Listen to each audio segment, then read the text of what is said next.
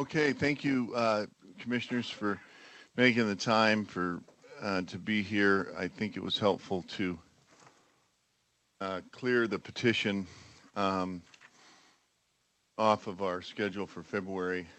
At the end of our work session, maybe we'll talk scheduling, and there's been some discussion, renewed discussion about moving the February meeting back a week to allow a little more time for comment and more time to get the comments assimilated.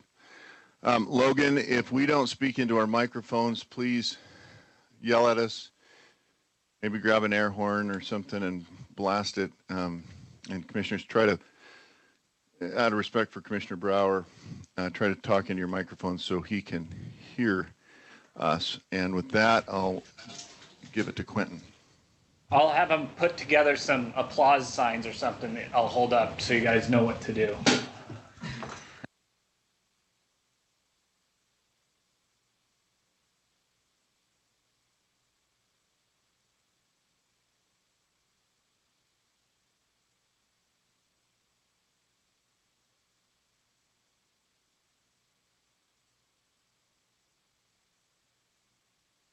Thank you, Mr. Chairman, members of the Commission, and Director Williams. Wanting to listen as much as possible here to hear the Commission's next discussion on shoulder seasons. What I thought I'd do here from the podium is just give a very brief clarification for everybody on where we are in process and what process lies yet in front of us, just so we are all common on that page at least. And Commission will remember it tackled elk shoulder seasons and elk management and deer management and all other species management in the opening round of biennial season setting for the 2020 and 2021 seasons with their December 5th meeting. And specific to shoulder seasons, the department came away from with the proposals in hand. And remember, those proposals from the Commission on December 5th, those were proposals for what goes out as focus of public comment. That's the process piece that was accomplished on December 5th. And there were some of those motions, there was some of that guidance in particular for those shoulder seasons in those districts that were still over objective but not meeting all of their performance criteria. There was some guidance offered from the Commission that regional staff working with program staff had to filter down and apply to specific locations to confirm how it would manifest in a regulation, for want of a better way to put it. Once we accomplished that task, the information was then made available to the public through the website, and the website also affords people to see not just elk shoulder seasons, but all of the adoptions for public comment by the Commission. Also provides electronic opportunity for the people to comment in response. That comment period will run currently defined until the 22nd of July. I'm sorry, 22nd of January, so we are very early in process yet, still much on the front end. And some of you, as you referenced, have already attended some of the regional public meetings that will be focused, that have been and will continue to be focused on season setting. And those will be meetings of introduction, clarifying what the Commission adoption was as a first focus point, and making it clear how we can engage in commenting process. I would further state that because I think a lot of what people see in the adoption that's out in front of the public for public review and comment, that the department decided, and I'm speaking now to shoulder seasons, given the topic, given there's a lot of details there, the department decided to make proposals to the Commission with groupings. Two that come to mind are, here are these following districts are districts where the performance criteria are being met. We're not yet at objective, but the performance criteria are being met. And here be a set of districts where the performance criteria, at least in their entirety, are not being met and over objective. Those sorts of examples. And so we presented that, and we fully understood and I dare say expected the Commission to respond in groupings to keep that scale in the conversation the same. Now, that's not to suggest, as we continue to move to a process ultimately culminating in the February Commission meeting, where adoptions then represent what will be for 2020 and 2021. That doesn't mean that the decision space needs to stay at that grouping scale. That grouping can stay. Those groupings can stay as they are. They can be pulled out one at a time. They can be pulled out in subgroups. I mean, all of that is decision space yet in front of yet available to the commission. Certainly nothing that the commission did in that scale precludes staying at that scale. And if the commission wants to speak more about decision space in February, Chief Legal Counsel Becky Doctor is here. With that clarification and a reminder to everybody where we are in process, Mr. Chairman, we'll stand for questions. Thank you, Quentin. I appreciate that. I talked to all of you individually before we scheduled this work session, and based on the early part of the comment, I thought it would make sense for us to get together in some capacity to see where the department is in terms of drafting something in line with the adoption that was created in December. Of course, dealing with the particular grouping, a motion was approved that utilized in large part the department's grouping of certain districts defined as not at objective, not meeting criteria with no proposed changes. And then I added a few in the motion with the proposals regarding expansion of shoulder seasons into other districts. And so that's one of the items I would like to visit. And because one of the things that's been lost, particularly in the press, and I think in some of the discussion, is our adoption specifically referenced an extended season of January 1 in connection to some measure potentially of a license type or a license permit type. And that hasn't really been picked up by the press. There's been more discussion about just shoulder seasons being pulled out off of those areas. And so I think that needs to be clarified again, that specifically in the adoption, we talked about and set for purposes of discussion, that January 1 tied to some other mechanism. And if you recall, we had kind of a lengthy discussion about what a third permit would look like. And so those are some of the questions I will have here today with the department, is about licensing, with the adoption. If we, can a license be created that would essentially be an extended season license that may go across districts? And then, as we've learned subsequent to the adoption, we have, some groups have reached out to us. We talked about Devil's Kitchen this morning in our comments, and while I can't state with certainty because the vote isn't until February, it would appear that particular area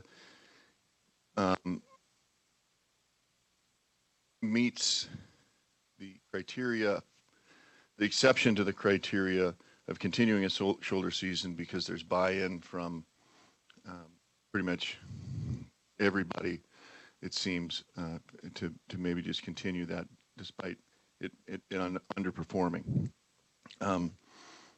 So I don't want to direct the discussion today. I'll do my best to not do that. But I want to have an exchange of interaction with the agency and with the commission as to finding down what may come out as a final, recognizing that I can't think of any circumstances in which we won't be taking some measure of comment at the February meeting, because there's no tentative, that can be passed um, without change. There wasn't enough detail in the adoption. But as Quentin pointed out, and as we've discussed, it leaves us a lot of decision space as we move forward and accept comment and go to our regional meetings, maybe make some adaptations and adjustments across the landscape. So with that, I'll turn it over to the commission for questions and just open discussion with one another.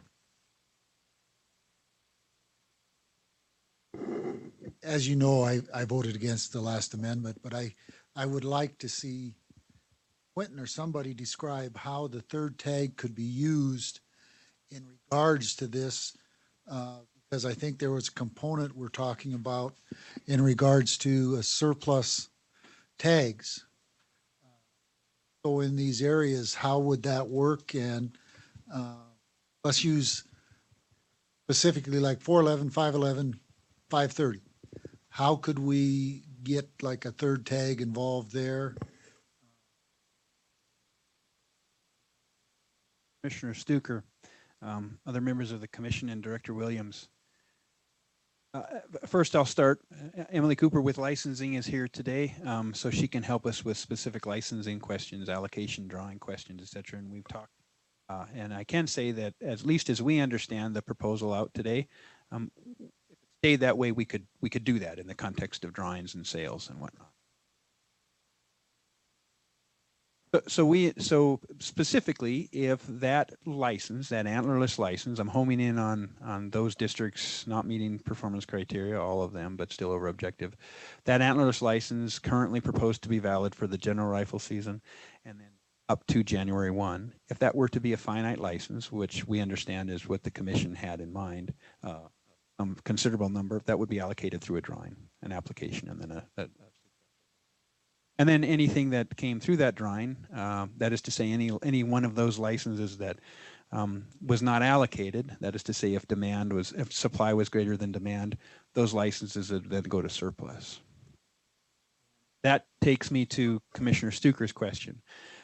We understand from the commission adoption that the third license, a hunter could hold 3 licenses for an elk in Montana during any one license year, as long as one of them is a surplus, at least one of them is a surplus license, and or maybe I should just say one of these antlerless licenses in these districts over objective not meeting performance criteria.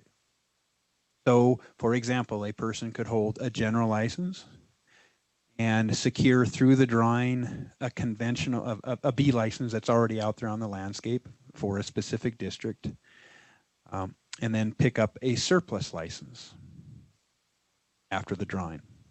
A person could pick up a general license and buy an over-the-counter antlerless license, such as they are available out on the landscape from here to there in some specific places, and pick up a surplus license or 2 surplus licenses. Person could pick up a general license and secure through the drawing one of these antlerless licenses that the current proposal identifies for the general firearm season through January 1. And then if some of those went surplus, could pick up another one of those for surplus. A person could skip all of those steps, and if there were enough surplus licenses of this type, the antlerless license for the rifle season up to January 1, a person could walk up to the counter and buy 3 of those if they didn't already purchase a general license and have another license through the drawing. So those are just some examples about how we see that third license tool that the legislature identified this last session coming to bear in the commission's adoptions.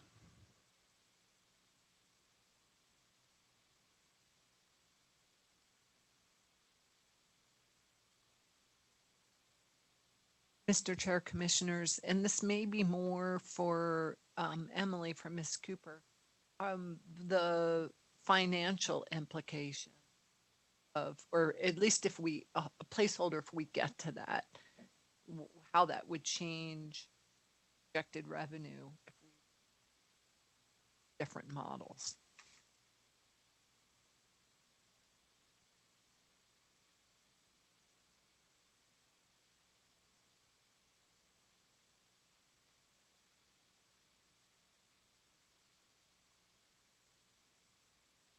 that better? Okay, sorry. Emily Cooper, Licensing Bureau Chief. That's something that we would do an analysis for once we take it, and then we would let you know what the actual financial impacts would look like. Thank you. I would like that.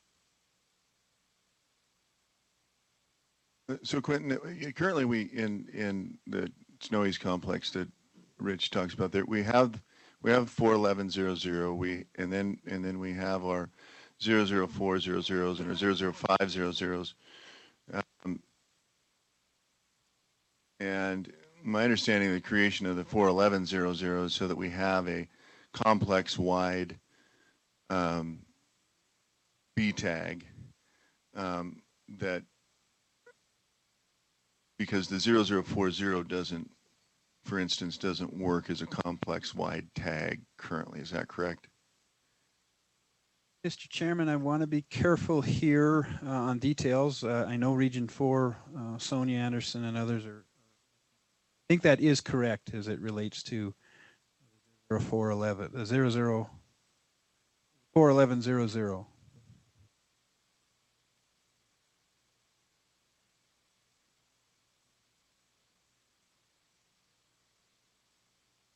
You know, when we were looking at the groupings, when I was looking at the groupings that were identified by the department, that you know, there were some specific districts that were of most concern to me in terms of their performance, and some of those were 540. Of course, the Snowy's complex. That not only are they below the criteria, but they're dramatically below the criteria, and then if you compare them to the other areas within that grouping, you know, some of those areas are performing better. You know, 580, for instance, had a pretty solid 2018 according to the data that I was given, along with you know, 570, and I think it's my desire to figure out a way to maybe jumpstart some of these way underperforming districts that aren't meeting criteria, and to try something other than just continuing shoulder seasons in the status quo. One of my fears is that, given that this is the primary tool now and we're not really utilizing anything else for population control, that the other options that we've used in the past, it's like a muscle that's not used. We're going to develop a level of atrophy from which we can't rebuild. And for me, of course, as I've stated several times, I believe the criteria were thoughtfully developed, and I think that was a negotiation that was made, and I want to the extent possible, be true to that promise about trying to meet those criteria for a couple of reasons. One, that was the promise, and two, if we can meet those criteria, then we're meeting the broader objective overall. And so, you know, I'm trying to figure out why, for instance, in 540, if anybody knows, we're just kind of woefully underperforming, even in comparison to other kind of woefully underperforming districts like 580. So I don't know if anybody can answer those questions, you know, but I'm not comfortable with the woefully underperforming districts just continuing shoulder seasons as they currently set, because I think we're just going to be here in 2 years where we've clearly shot more maybe than we have in the past, but we're not not, clearly not getting anywhere close to something that could be considered a success.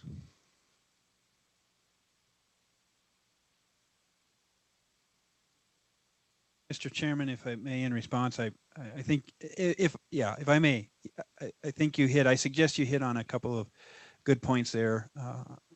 One is that there is a range when you look within the grouping. So again, coming back to the department's preparation for December, the grouping was meeting all of them or not.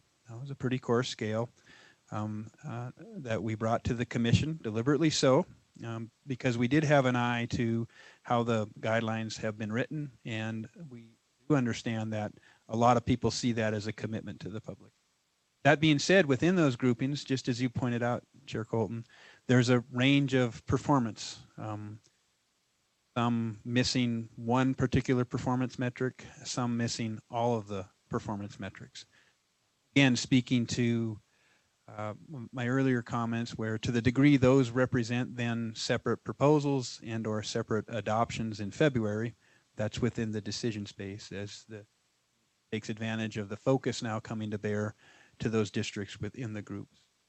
I would also speak to, if I may, to the performance criteria themselves. One of the reasons that we did the groupings that we did, good, bad, or otherwise, on this side of that decision, was we recognized again that's how so much of the commitment, how the regulations, the guidelines are written, commitment to the public, and also recognizing that those criteria, the performance criteria, represent, for want of a better way to say it, an answer to the question, what would have to happen for management to be successful in the context of meeting the growth rate, interrupting it, stopping it, and reversing it to reduce to objective levels. That's what those criteria represent. What would we have to harvest to get to that point? The answer to that is the criteria. So recognizing that that is the task, as we've all heard so many times, to cap populations and then to reverse them, to bring them down to objective. That's why you see then and you see now still an eye to the performance criteria.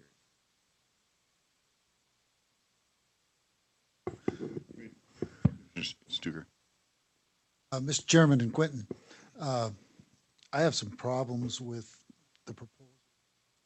Namely, it seems to me, and nobody can really answer, excuse me, let's move this, the question, how will we be able to maintain the harvest we do now under the shoulder seasons? Everything I've heard, it's probably going to decrease and turn around what we have already accomplished moving forward. And I know it's very tough to estimate how many less that may be harvested under this proposal, depending upon timeframes and those type of things. The other thing is, and I'm going to speak to Region 4 specifically here first, one of the things was within this criteria that we wanted to create additional access. Region 4 has created, I believe it's over 500,000 acres of additional access with their staff going out and working and visiting with the landowners. My concern is, based on the phone calls that I have received, we cut back on this now and start harvesting less than we are now. And most of them are older farmers and ranchers, and they remember what we had before the shoulder seasons, in between when the late season cow hunts were shut off and we started the shoulder seasons, and how ineffective damage hunts really were out there on the ground. By the time we got the rosters and got out there, a lot of the damage had already been done. And I know a lot of people, sportsmen and whatnot, do not like the early ones, but I will say a great proportion of the landowners that I've talked to said if they could only have one, they would rather have the early one, because that means they can get their crop into the bends or into the hay yards. And in the late ones, it's already in the bends and it does create damage, but not as big a financial damage as happens if we don't have the early ones. Now, when I look at some of the information I received, for example, when we talk about 411 and 530 over there with the Wilkses, they actually harvest more elk on their property, it seems, than the whole 445 does from the data that I received at the Devil's Kitchen Working Group meeting. You know, so, and even percentage wise, I know the herd is like 3,000 over around Devil's Kitchen, 445. Over in that other complex, they're around 8,000. But percentage wise, there's still a bigger take based on the information that I was given. And like I say, my concern is what's going to happen to that relationship that FOR has worked with. And also, if you go back to when shoulder seasons were approved and we came up with the criteria, the last paragraph, I believe, in that criteria said that the shoulder seasons could continue if there was support from the landowners, the sportsmen, and the department, and then, of course, with commission approval. And I believe, especially in Region 4 where I'm talking right now, that has happened. You know, I definitely know we have support from the landowners, and I would say from the department, being they proposed it at the first session, there was support from FWP. And then when you move to the sportsmen, I know there's quite a few sportsmen that don't, but yet, and you may answer this question for me, I think we harvested 6,805 elk in the shoulder seasons in the state. And my guess is, what % success rate, how many hunters did it take to harvest that? Is it a 10%, a 20%, or what is that needed out there to get that type of a harvest? I know a number of years ago when before the shoulder seasons, I was up in Region 6 and also at a meeting in Region 4. And at that time, for the amount of tags that were put out for antlerless elk in those last couple of years there, and that would have probably been like 14, maybe 15, it was under 10% success rate. So does that carry over into the shoulder season? And if it does, then the amount of hunters that we have out there that are trying to harvest elk during the shoulder season says to me that there is a pretty significant support for the system from the hunting community. And with that in mind, I'm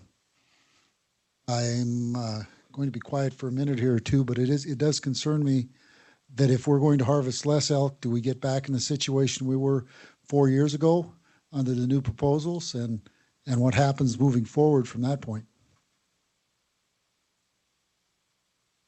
Commissioner Stuker, Mr. Chairman, other members of the commission, and Director Williams, thank you for that. I'll start with the last comment first, and how I heard it is you asked for some understanding of number of hunters relative to harvest. Is it 10%? Is it 20%? From here at the podium today, I can't offer that.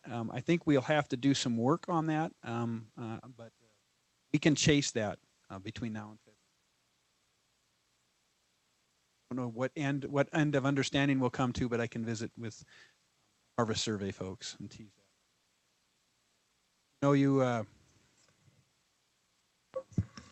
Your question about, what will happen to harvest with the adjustment from what was on the ground up to February 15th in most of those areas to what is now proposed to be January 1. And that too is a fair question. I mean, I think the commission, we have all heard the argument that the longer season generated more harvest. The balance to that discussion, or I should say the debate piece of that, the other half of that debate is how much weather is in there, how much of that about people getting used to the season structure. There's the question, does a longer season Are we sure that a more concentrated season won't produce the same sort of result that a longer season will do for the sake of procrastination, to illustrate the principle? And I think you said all of that well, Commissioner Stuker. I think there is a question. Undoubtedly, people have their thoughts about how it's going to go, but I think to be fair to the process, it does stand largely as a question as to just what will happen. If it's a good snow year, can a month of concentrated harvest, can concentrated effort in December accomplish what another month and a half did? Maybe. Is it something to hang our hat on with a certainty? I don't think there's anything to hang your hat on with certainty when it comes to how the elk season will go and weather related. But a fair question to ask in this process, to be sure. Your point is well made as well on access. So much of this conversation, particularly when we're in the process that we are right now, which is season setting, I mean, all of the conversation is about season type. But of course, there is, and the commission heard another piece of the management response earlier today, and that's about access. And you spoke to some access gained that is, tied to the development of the shoulder seasons to date. More broadly, the commission also saw in the enumeration of fundamental objectives tied to the shoulder seasons that exclusive access has grown. There's a lot of confounding. There's not a lot of understanding just how connected that may or may not be to shoulder seasons.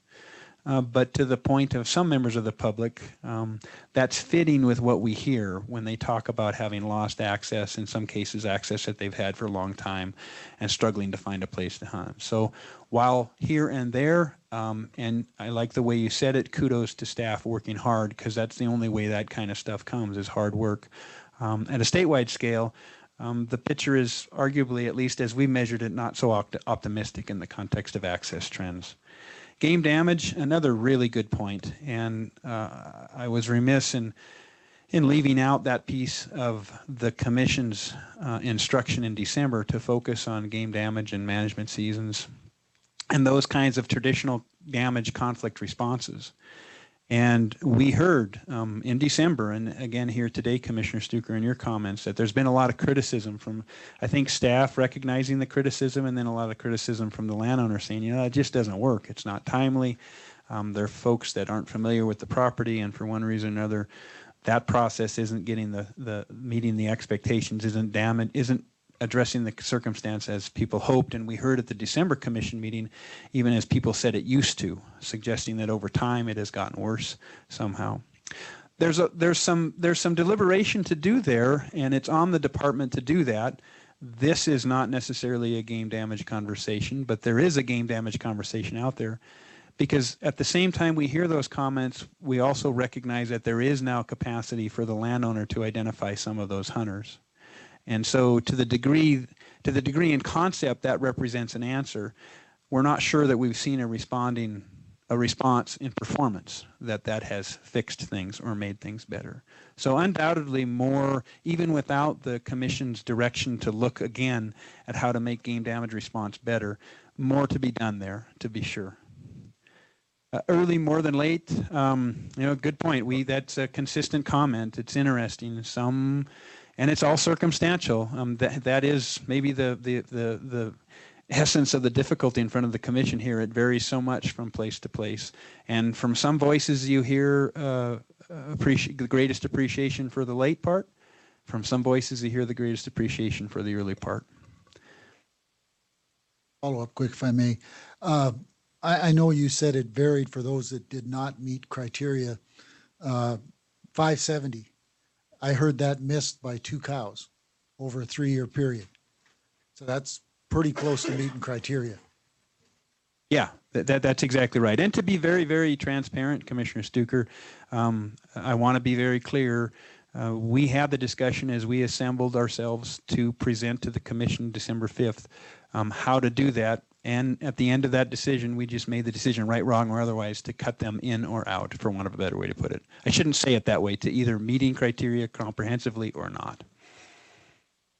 And if there is a way to look at that in a more analog scale, in a more graded scale, certainly open to hear how best to do that. That probably won't come from me on how best to do that. But quick question. I know there's been some comments. There's quite a few districts here with our proposal, possibly some other proposals. Is there any thought or how you might maybe do a pilot on a couple of districts? And is there a follow-up to that? Any chance that we could get more staff time in trying to come up with some proposals for the next biennial season setting that would be able to be fleshed out earlier in the process with how we think it may work, may not work, rather than doing it, we're 3 weeks from the next meeting or a month, and there's a lot of angst out there on how this may or may not work. Commissioner Stuker, I think I'm close to the tree, not out on the limb when I say, looking at the director, that we will find that time. And you might even say, in a manner of speaking, that the guidelines, the performance-based shoulder season guidelines, talk about pulling away when they're not performing, and they don't put a lot of substance on the board for what comes next. And I think the guidelines recognize that. I think the commission at the time recognized that. And here we are at the point now where we've realized that there's now more work to be done. And undoubtedly, regardless of what the February adoption will be, there will be more work to be done. So we're committed to elk management. We understand the expectations, we understand the law, and to the degree it's not working, we will continue to have a focus on those areas where it's not working. To the point of a pilot project, my response there, Richard Stuker, is we are in this place and process as staff. This is our listening place. We are in public comment being received. We're sending that to the commission as it comes in, so the commission, to your point, isn't given a mountain of comment 8 hours or 24 hours before the decision process. And to looking for good ideas, looking hard, and perhaps the idea of a pilot, by one definition or other, is one of those good ideas that here today and perhaps in other places comes out of that process. We certainly have our eyes and ears open to those sorts of things, Commissioner Stuker. Mr. Chair, Commissioner. I've got there we go. Quentin and Ken and a number of us have had discussions of pilot projects leading up to this. I agree with you. I think it's a helpful idea. It also brings up to me what has become abundantly clear during this season setting process is that it's made especially difficult with the vacuum, and we know this, of needing to work on our elk management plan. Certainly we are prepared to address it, but I think that has made some of these discussions more difficult. And also, season setting sometimes confused with elk management. And one item I would like to see, a lot of this, people know it, have the history, the institutional, but to again focus on the tools available to us, season setting being one among many of those tools. And if you were to look at shoulder seasons, early season versus the late difference between those. So anyway, I would like to see, and it would probably be the beginning of a beginning task for an elk advisory committee, a committee like that, or our planning process, where we very clearly set out the different tools in a way that we haven't done recently. So I think that is a step coming. But in the meanwhile, I recognize the commission is saddled with making a decision this February, knowing that we have long-term work to do. Thank you, Director Williams. And one final comment for right now. When I read the comments, I did see that there was at least 2 or 3 in the comments that seem to think that the farmer or the rancher or landowner out there is subsidized for damage. And unless something is different than I think, I do not believe there is any damage payments to any landowner out there for damage. Commissioner Stuker, you are correct.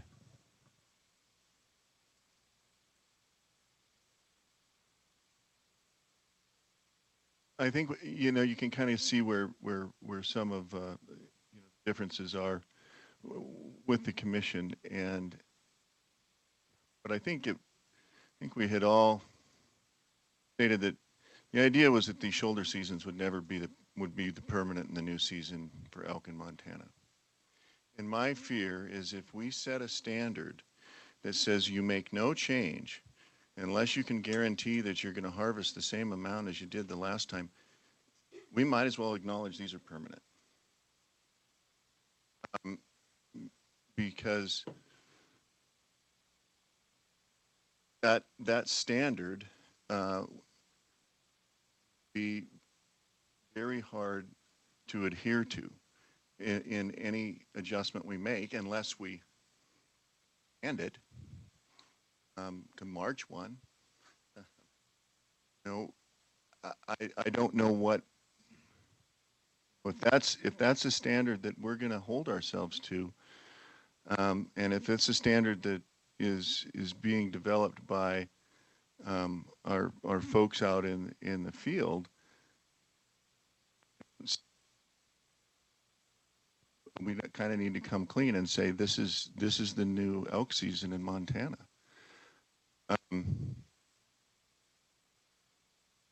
And so I don't think that can be. It certainly have to be cognizant of that. But I have anxieties about making that our overriding decision driver.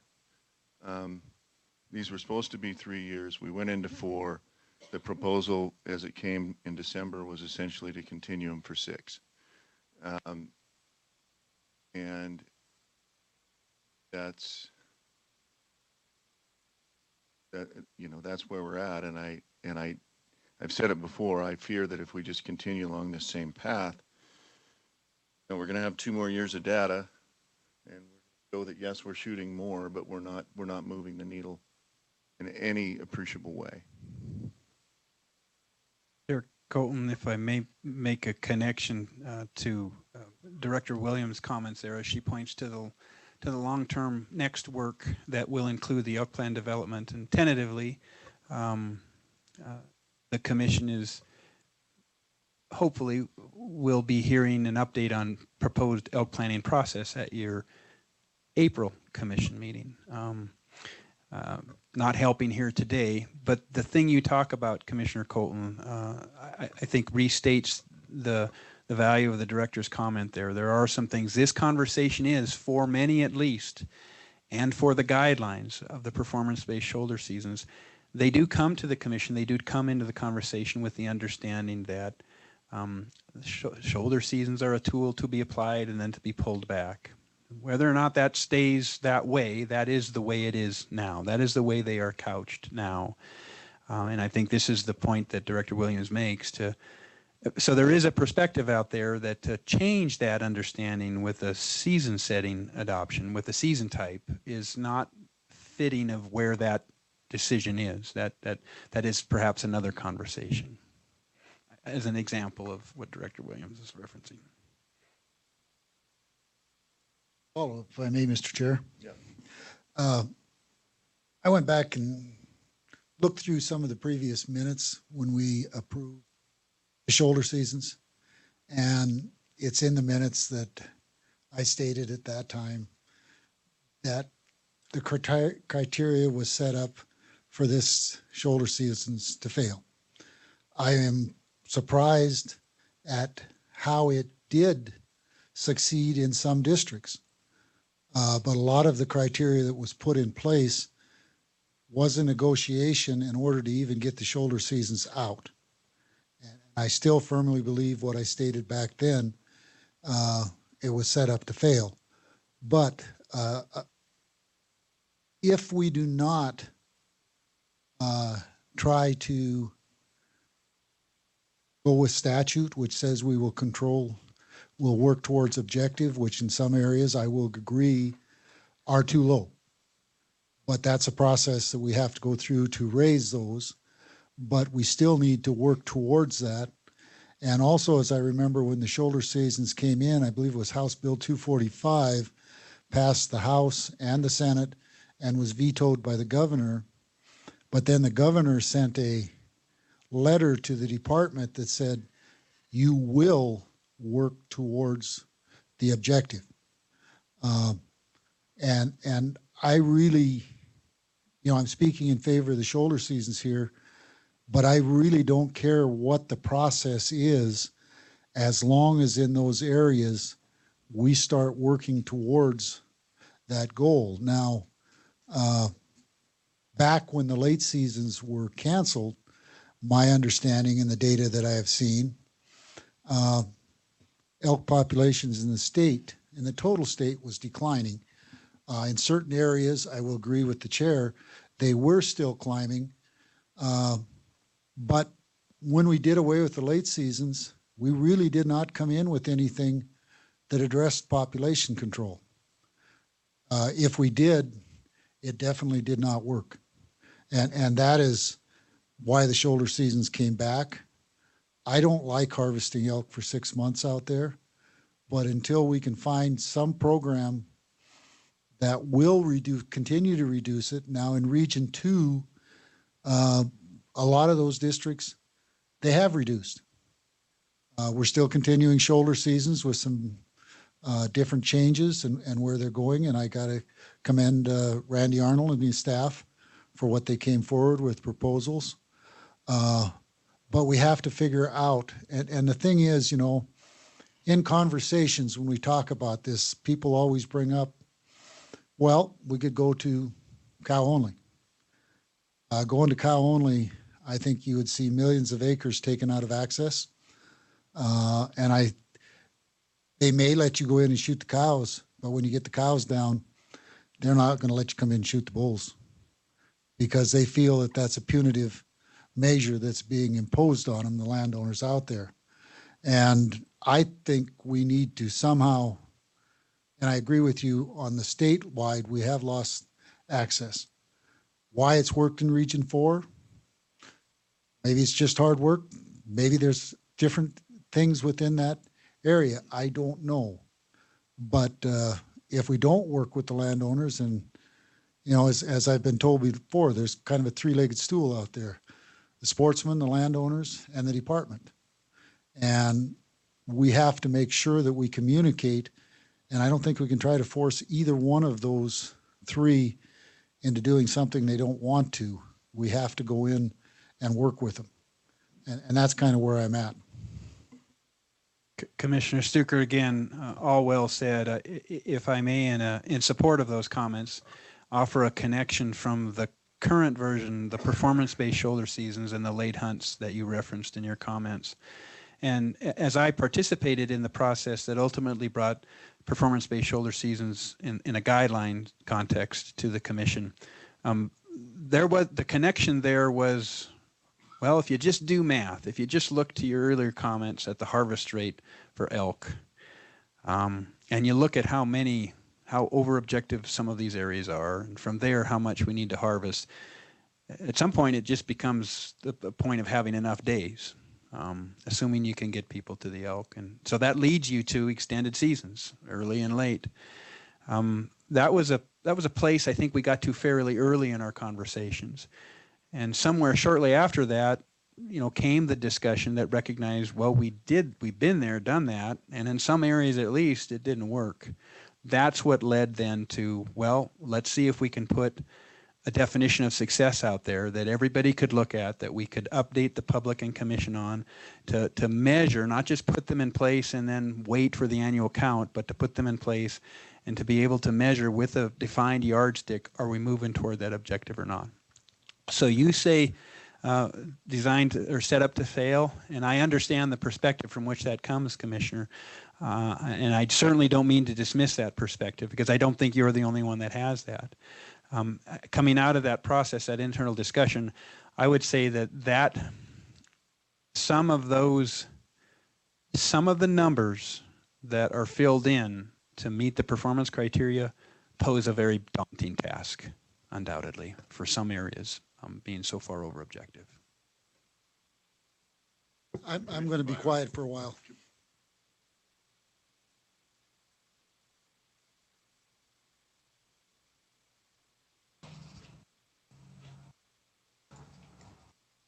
Thank you. Sorry about the technological failure here.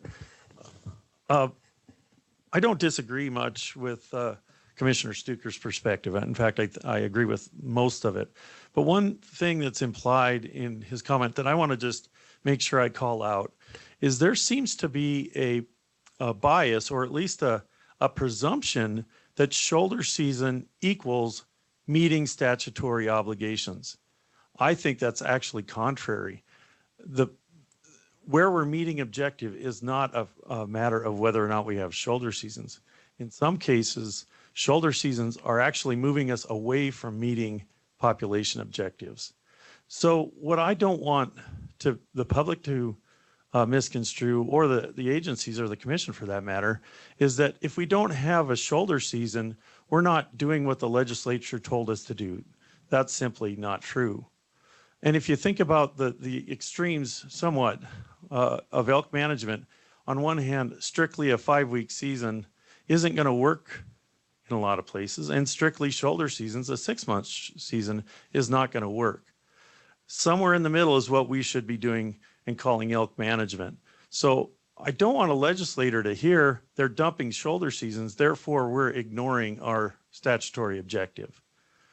Somewhere in the middle is where we need to be. And I'm new at this tentative process from this side of the table, so I have a lot to learn. And granted, I might just be missing a whole lot of boats. But in the process, as we've approached this time, or the tentative time, we talked with biologists, we talked to managers and regional supervisors, we sat down with CACs and the public, and in many cases, the staff reformed or revised their proposal to, regardless of whether you want to label it a shoulder season, to actually do elk management on the ground. Looking at elk numbers, looking at elk behavior, looking at public access, looking at all these factors and doing a really good job of targeting a season. Whether or not we label it one way or the other, they did a good job. But when we got to the tentative process, as you observed, Mr. Kujala, we got a big pile, a group. And the group seemed to be completely unresponsive, or I shouldn't say completely, quite unresponsive to our continued comments of saying we can't just use this as a blanket application. We are not, Mr. Chairman, I hope, condoning that a 6 months season is our new elk management strategy. We just can't. And there's a lot of reasons for that. If you look at the districts scattered about, the ones that I'm most familiar with, there's places where the application of a shoulder season, however popular it may be with landowners, is actually driving us away from our statutory obligation. It's driving us away from managing the elk population. We're seeing populations go up. We're seeing harvest decline. And again, in that district, there's tools we can use, right? There's other tools rather than a 6-month season that we can use and apply to really manage the elk, address landowner concerns, and get people on the ground and elk harvested. But we can't keep trying to push this round peg into the square hole. And I feel like even some of the responses to our tentative, our motion in December were doubling down. And I just feel like I want to see some elk management. And I know it's out there, and I reviewed a lot of the data that's out there. I know the staff is working hard at it. So I'm willing, I guess, as one of the commissioners, to entertain maintaining and meeting the department halfway and saying, okay, how can we manage elk in that district? I think the Devil's Kitchen is a great example of people where they brought together a lot of different people. And regardless of which way the population is going, we're managing elk in the best way we can in that situation. If you bring those forward, I'm all for them. But doubling down on a 6-month season and throwing more tags at a place that is not heading in the right direction, is not providing increased public access or significant increase in harvest, it's just a bad idea, and we should come up with better ideas. Commissioner Byerth, and other members of the commission, Director Williams, thank you for that. And certainly, you've heard me talk about the performance-based shoulder season guidelines, and I'll anchor onto those guidelines again. Certainly, the department should not be surprised. While the department put forward the proposal that it did, thinking that's the one that fit the situation, just as so, the department can't be surprised, given what the guidelines themselves say and what the commission told the department leading up to the December 5th commission meeting, to search for something more effective. So we can't be surprised that we saw that response from the commission for some of those recommendations. And that leads me to, again, an earlier comment and of process place, which is one of listening. And that includes this conversation here today. And if I may, it's one reason I'm taking opportunity to respond as I have. I realize I perhaps have taken some liberties from the chairman, and I apologize, but we are as interested in as much insight that you are ready to put on the floor today. As again, we move forward in this listening place and process, ultimately leading to what will hopefully be a more widely accepted final proposal, and from that, final adoption in February, to the point of effective elk management.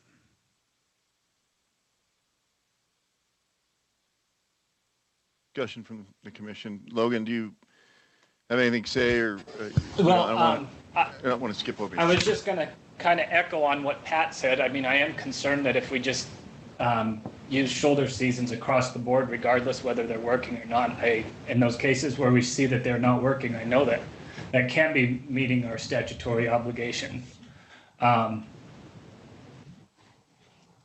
So, but I don't know.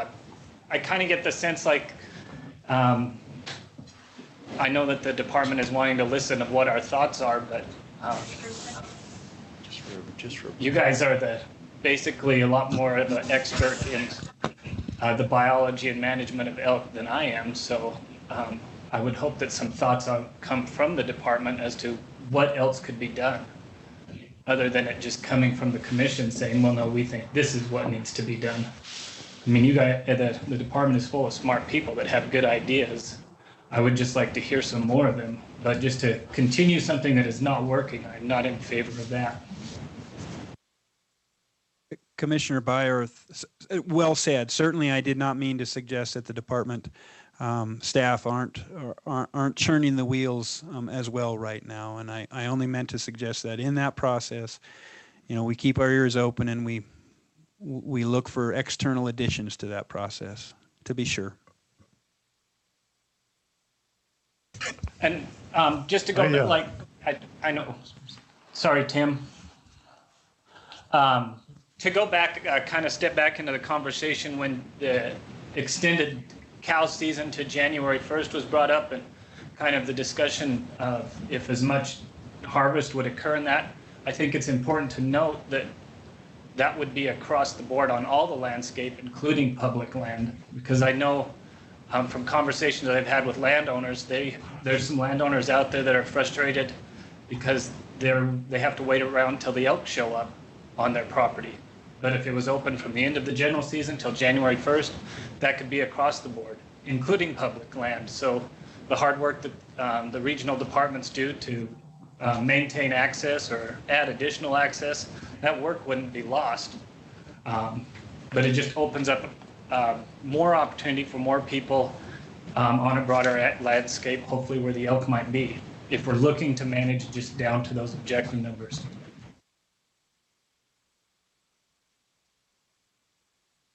Thank you, Commissioner Brower. Commissioner Aldrich. Thank you, Mr. Chairman. Many years ago, when I was a full-time working person, I went through a course called Management by Objectives. And I always try to think back about that. And for the last couple of weeks, I've been looking at where we are, with our process of establishing seasons for the next biennium. And part of that had to really look back and say, how the hell did we get where we are, And I think I've been here for the whole chapter, that big chapter, but 5 years ago, you know, in October of 2015, I was sitting down out there with Nick and you know, having a chance to critique, you know, what Mr. Stuker, some of the rest of the commissioners were doing. But I, I think we have to be goal oriented, you know, but we have to work through objectives, you know, the tools. And I think our goals are pretty well established in my mind by our public trust responsibilities for our wildlife resources and the laws and rules, you know, which have been put in by the rest of us, you know, along the way to keep us going where we're supposed to. I think that the response, you know, in 2015, you know, to put a team together, you know, and a structured decision-making process and come up with something was excellent. It was an excellent decision. And they came up with some ideas that, in looking back, were pretty hard to sell to a lot of different people. And there was probably some give and take in there that might not have allowed some of the prerogatives to remain, you know, with the department and the commission that we pretty should have put there. But we were a pretty tough public at that point in time, I think, in working to make sure that that our public trust responsibility was met, that we were being ethical and having, you know, that type of an activity that we were supporting. But so I look at the 3-year plan, I'll call it, you know, that we established. Was it right on? Obviously, no. But what's the next step? And I think that's what I hear other commissioners saying right now is there's not time to raise the white flag and say, we can't do it, you know. And I have to admit, I was quite disappointed when, you know, I looked at the tentatives as they first came out and saw that we had no action, you know, on some of these units that are so far behind schedule, you know, and accomplishing what was set up as the measure of continuing or not. So I hate, again, you know, if we had some sort of a way to measure progress, you know, a little differently than the criteria that we did, we'd have been able to recognize some of the differences in performance, you know, and maybe be thinking about tools along the way. But I hear John Vore stand right there and say, I think we've run out of ideas, we've run out of tools, you know. It's where we are.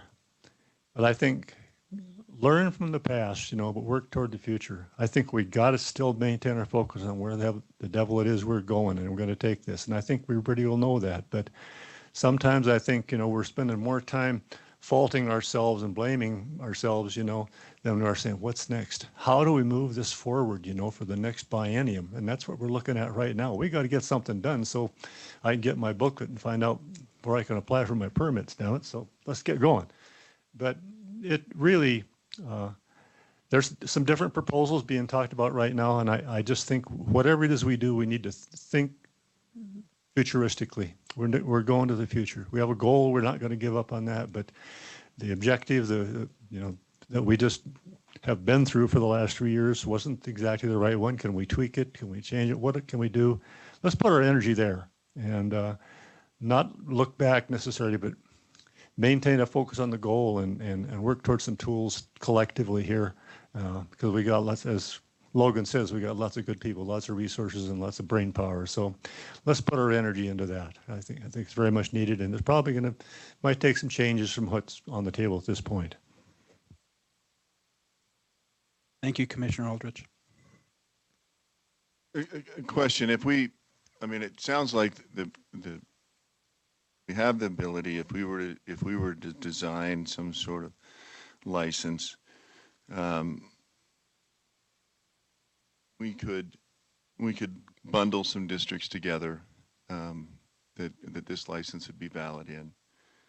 You know, took 5 or 6 of the most underperforming districts and put them on an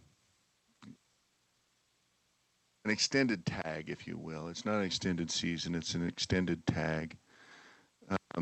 Maybe a little broad application of opportunity across the landscape and maybe a little more buy-in from the sportsmen. Um, is there anything I'm missing about capacity or ability to do that? And then what are your thoughts in terms of LPT versus an over-the-counter opportunity?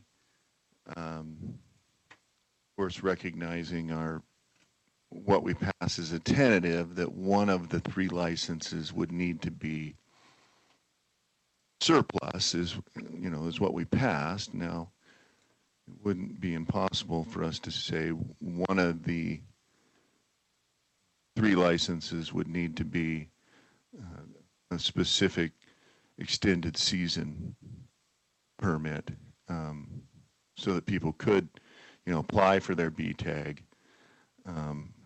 Not if those that want three licenses don't have to wait to try to find one that's surplus. Are those questions make any sense?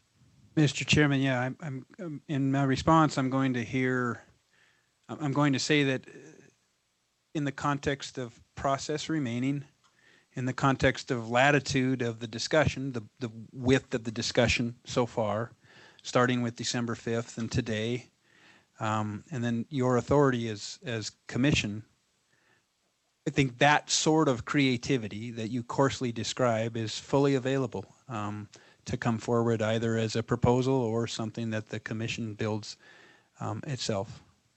So yes, I think that latitude and opportunity and decision space is in place.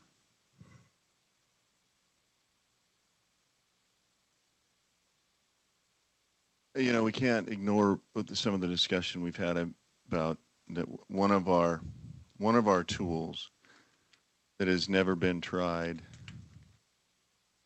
that has been out there since the Elk Plan was developed, has always been talked about as a tool that would work if but for one of the parts of the three-legged stool not participating. And so we find ourselves in a heck of a jam when one of our primary management tools of shifting to some sort of cow only is just kind of blanket across the table. It's don't you dare do that, because we'll lock the gates, and we will punish back for your punishment. So it puts us in a bit of a jam. And what my biggest fear is just continuing with these shoulder seasons is similar to what, at least what I remember seeing when the extended seasons were repealed in 05, finalized in 06, was that in the areas that with the most problematic concentrations in these high populations, both then and now, that the 5-week opportunity had really diminished, and we had backed away from what had always been perceived as the best time to effectuate harvest. And I believe we're on that track again. And that's concerning because if we continue on that track, we'll have more population problems we do now, because I firmly believe that still is the best time to get the most harvest. That's when the hunters are out there. That's their mindset. And I don't know how well we can retrain them, or if we really have any desire to retrain them to pick up their guns on January 15 and hunt to February 15. I don't even know how well we've been able to encourage, after, hunting in December into January. Obviously, there are people participating. I think it's driven in large part by that's really the only opportunity out there, and that the 5-week, any opportunity during the 5-week, even for a cow, is scaling back.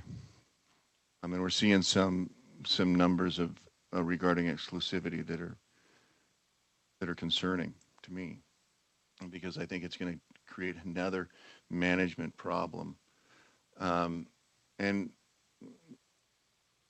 back then in 05, weren't as shy about confronting the lack of access as being the driver in many of these problematic areas for the increased population. I heard saying before Tim Mulligan said, you sold us a bill of goods here. You told us that if we went to these extended seasons, there would be an increase in opportunity during the 5-week season, and that was, from what I remember, the driving force, one of the major driving forces between, to shift out of those. With that said, I am seeing in certain areas better cooperation and working amongst neighbors to try and address problematic populations and incorporating sportsmen. I'm particular. I'm just reflecting some calls that I got from and made to folks in 447, and that's encouraging. But in other places, I'm not seeing that. And a lot of these places that are so dramatically underperforming, we have the one metric that is being met and exceeded by quite a bit is the bull harvest. So we know that isn't taking place in any dramatic fashion during the extended season. And what is the relationship between those districts that have this high bull harvest, that criteria point, but then failing so dramatically on all the others? I realize I didn't go through MSU's wildlife biology program, but I did take some poli-sci courses, and it almost seems like it's a political science connection more than a biology connection. And finally, I'm still committed to these criteria. And if we are not, then why did we wait another year? That was the idea of waiting one more year, was so that we had more data so we could line it up with the criteria.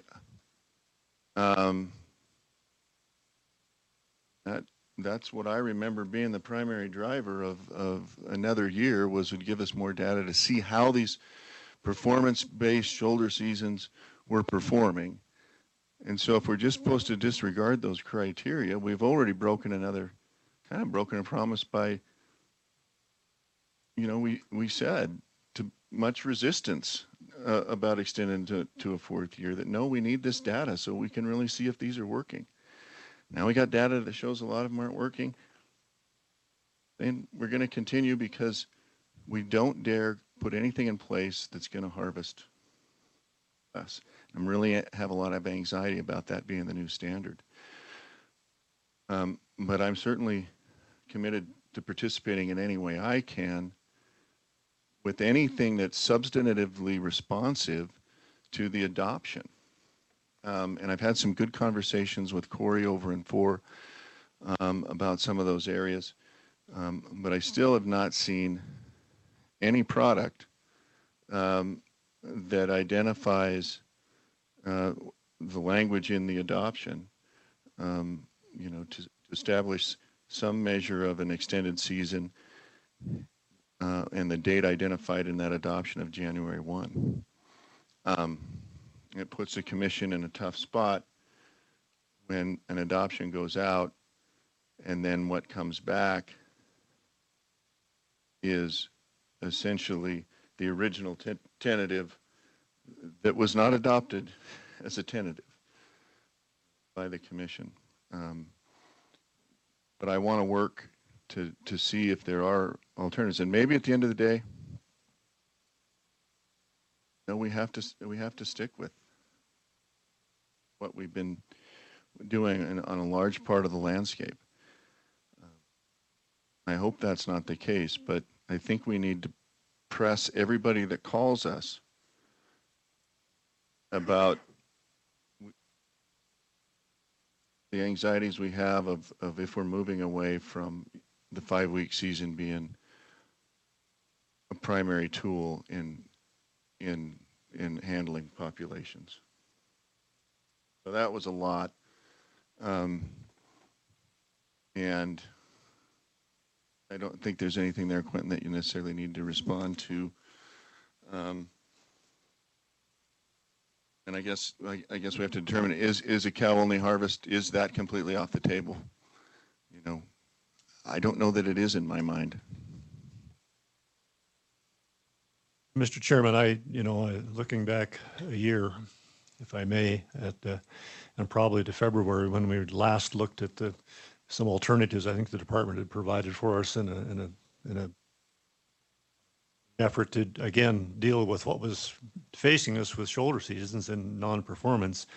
I think, we had, I think, 3 alternatives that were put in front of us, and for me, none of them was good. Wasn't leading us where we needed to go. And I think that was the time that we probably said, and we said we were going to use 3 years of data, and we only had 2. And maybe that was the horse we rode, in reality, but it was also bought time. And I think a lot of us recognized the numbers were not going to change dramatically, but we needed to move ahead with working on tools right then. I know Martha and I had a conversation, and I'm not looking back. I'm just saying, I think we recognized that the model, in the guideline and the criteria, it was not going to take us where we wanted to be, but I just hate to, like I say, raise the white flag and say, what do we do now? I think we've asked the question, what do we do now? I think we got to salvage what we have pretty much in place right now for the tools to move forward into the next biennium. But we have a new plan on the way, but that's not a real-time solution. It's nice to think about it and realize that we got a whole bunch of experience that we're going to wrap into this darn thing and consider as we move forward. But we need to move forward, and so I think what where chairman is on this is he's taken a position. I think Commissioner Stuker has some ideas, and I think we need to work toward seeing if there isn't something here that really works best for all of us and for the people of Montana and for moving forward with elk management in the state of Montana. So I'm not discouraged. I'm not upset anymore. I'm optimistic and I'm futuristic, and I just want to work with this group and with the department, to do the best we can in the next month, to have something that we can move forward with and be proud of, realizing that the job is not done and probably never will be. I may, Mr. Chairman? Yes. I hope I said this at the start, and I think I did, but if not, I'll restate it. I'm willing to work on any of the proposals that will accomplish what needs to be accomplished. And Quentin, you and Chairman Colton just brought up a question a minute ago in tags across the district to January 15th, something like that. If there's enough tags out there that can address getting hunters out in whatever manner, that's something that we should look at. But I am going to say that if we're going to cut off the shoulder seasons in some of these districts, we need a heck of a lot better plan. I wanted to use a 4-letter word there, but I wouldn't, to address damages on those early seasons, because some of these landowners are getting $100,000 worth of damages and more that are happening out there and no compensation. So we need to address that. And, one thing that Chairman Colton said, in some of these districts, we're seeing a lot of bulls harvested during the regular season, but the cow numbers are not there. As I stated earlier, in regards to some of the 600 districts, and I think it was 410, before the shoulder seasons came in, they weren't performing either. They were getting, as I stated, less than a 10% take on the number of tags out there. And that's continued over. So whatever we do, whether we find a new proposal, we have to figure out how to increase that 10%, because they told me at one time, just a couple of years before that, it was 20% or 19%. And I don't know what it is the last couple of years, with shoulder seasons in some of those areas. But that is a problem that we have to figure out, because whether it's the shoulder seasons or some other type of program, if that percent take does not increase, we're not going to meet any criteria anywhere. Thank you. And I am excited about the elk planning process, and I think it's going to give us an opportunity to revisit, you know, the different things that occurred to how we got here, and reflect on that to try and make changes. What I hope doesn't develop is kind of a lot of the same parts of the plan from before, with a emphasis on shoulder seasons as a preferred management tool, because I get the sense that is the preferred management tool, and I get why. I understand it is a lot easier to provide that product in a short notice, and it gives, you know, some exclusive opportunity to certain parts of the stool, if you will. But I think the long-term consequences of that can upset our population numbers pretty dramatically, and I think we're seeing that, frankly, in areas like 540. And so have a ways to go. I did want to talk about it, and I don't want to stop anybody else if they want to say something, but I would like us to consider moving the February meeting back a week, 12th or the 13th. I think the 12th worked best for Rich. Logan, I don't know how that fits in with your schedule. I can make it work. The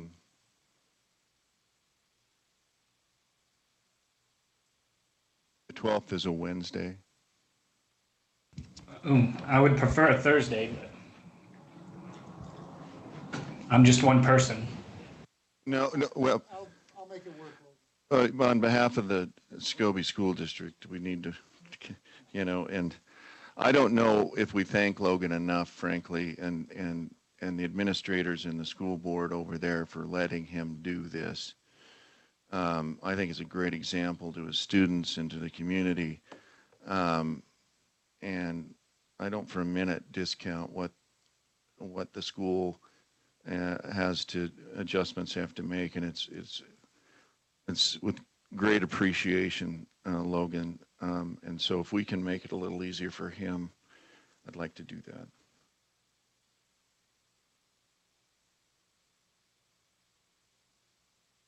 I will have to have you. Are you going to be? I doubt you'll be bringing me roses on the 14th, Rich.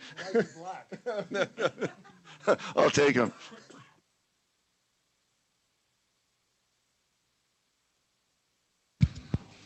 Mr. Chair and Commissioners, I'd like to, before we lose the thread of the conversation we're having before the meeting correctly, and to reflect on that. I believe I heard and we recognize the role of the department in bringing forward tentative. Recognize the challenge before the department and our I think the different expectations of managing toward objective, yet also adhering to performance-based criteria of the shoulder seasons. And the challenge of doing that. What I'm hearing today is that the proposals the department brought forward, you are asking us to go back to the drawing board and better clarify that you're not saying there will be no shoulder seasons. What you're saying to us is to go back to the drawing board and demonstrate that shoulder seasons are not our preferred method, but you're not taking that tool away. And for us to hear you just as I think I understood from the August meeting to the December meeting, the concerns you expressed in Region 2. Region 2 took steps to address them, whether it was just what you wanted or not, not necessarily, but it was that we went back to the drawing board and responded. So what I'm hearing today, it's not personal picking sides. We're not drawing boundary lines. What you're saying to us is, yes, we understand as the commission, the conundrum that the department and the commission is in together. I believe in the robust process that the department went through to put forward the tentatives.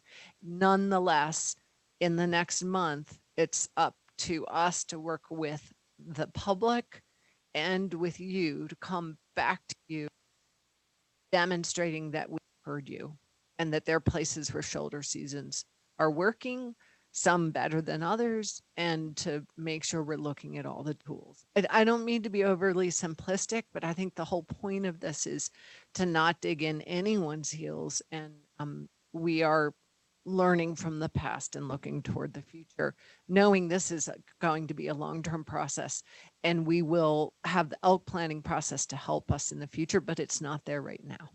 Thank Mr. thanks, Chairman, Rick. could I just add? Is Go that a ahead, yes? Logan. On that, Director Williams, I mean, I wasn't around when the shoulder seasons were implemented, so I think it is important that we keep those guidelines in mind. I mean, I don't plan on being on the commission forever, but at the same time, there's a lot of plans that we pass that have specific guidelines that go along with those plans, and I think it's important that regardless who's on the commission or what time in the future it is, that those guidelines are adhered to. I mean, that kind of hopefully keeps our own personal bias out of it. I mean, I think that's why they're there, and they're vetted by the public and by us on the commission. And I think we have a responsibility to uphold those guidelines. Thank you, Logan. That's a very good point. Commissioner Byworth. Thanks, Mr. Chairman. I think Director Williams captured my thoughts exactly. My question is, though, maybe I need a little remedial education on how the process works. My presumption is that we're in the tentative comment process now, and next week, or many of you have actually already started the regional meetings, and I hope to attend many meetings, and you're receiving a lot of comment by email and websites and conversations. My assumption is that when we receive all those comments in for a given hunting district or bundle of hunting districts, we'll have the opportunity, both as the staff and the public and the commission, to vet individual proposals, or maybe not for every hunting district in the state, but for important places where the staff has done their homework and comes to us with a recommendation. Maybe that shoulder season or extended season is the perfect opportunity, or maybe it is the right recipe. I'm still open to that, and I'm assuming that at our next meeting, February 13th, that we will have a package that doesn't look anything, or doesn't look necessarily like what the current proposals are. Did I capture the process correctly? And I started off my comments today trying to clarify it, and I appreciate Director Williams kind of wrapping it up in that. Let's be clear about what the adoption was, and that is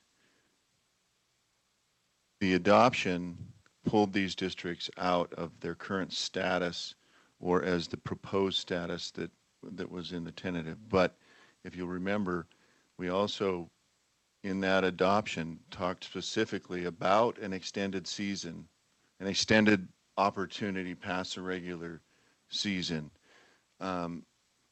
So, we get caught up a little bit in the vernacular of a shoulder season. If there's a particular license type that goes to January 1, is that a shoulder season? And so this idea that our adoption completely withdrew those districts out of any type of extended season. It certainly pulled it out of what it existed before and what was recommended. But we kept in the discussion some measure of an extension, and whether we stick with that date or decide we don't want to do that, that's in our decision space as stuff comes. Already learned so much in this short period of time about other areas that were pulled out that, okay, maybe. I think we can go forward and be productive, and I know all of you will be very engaged and I'll do my best to be engaged as well.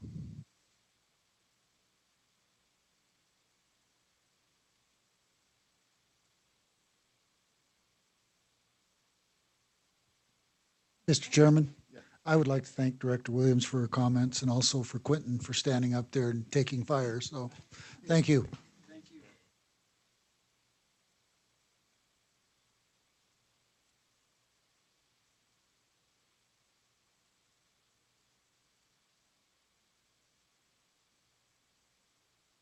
We encourage all those that are listening in, wherever they may be, if it's out in the regions or, I think this is being broadcast to, the comment period's open. There's regional meetings all over. The department's going to continue to give us comments, on a regular basis in batches. And so that should help us. Thanks. Just don't want to throw a wrench in anything, but oh, sorry. Greg Lemon, Communication Education. And I'm very broadly part of the group responsible for the regulations. The commission meetings was planned for February 16th or 6th. Is that right? So we push it a week. There's an impact to our regulations production that is worth considering. Yeah, but I mean, and I'm aware of that concern, but this was originally scheduled for later in February 20th, and we moved it back to the 6th because of Commissioner Stuker's schedule. So I'm assuming it's not an undue burden if we were able to. We know what's going to happen in February in a biennial season setting. Well, I mean, ultimately, we need to do what's best for our constituents. I just wanted to make sure that all the information's on the table, because that February meeting and how it plays into the regulation production process and the application process and all those pieces is always part of the puzzle that has to get juggled together. So that was it. I recognize that. Mr. Chairman, one thing we did not mention, I missed it. Did we want to extend the comment period?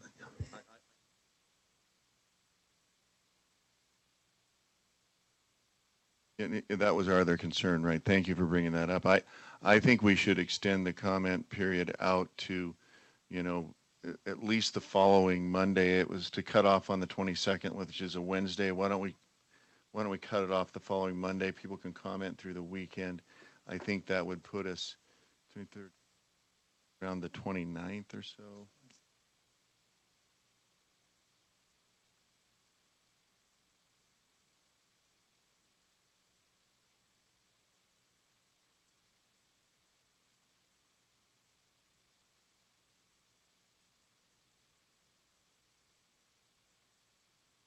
Five more days of comment.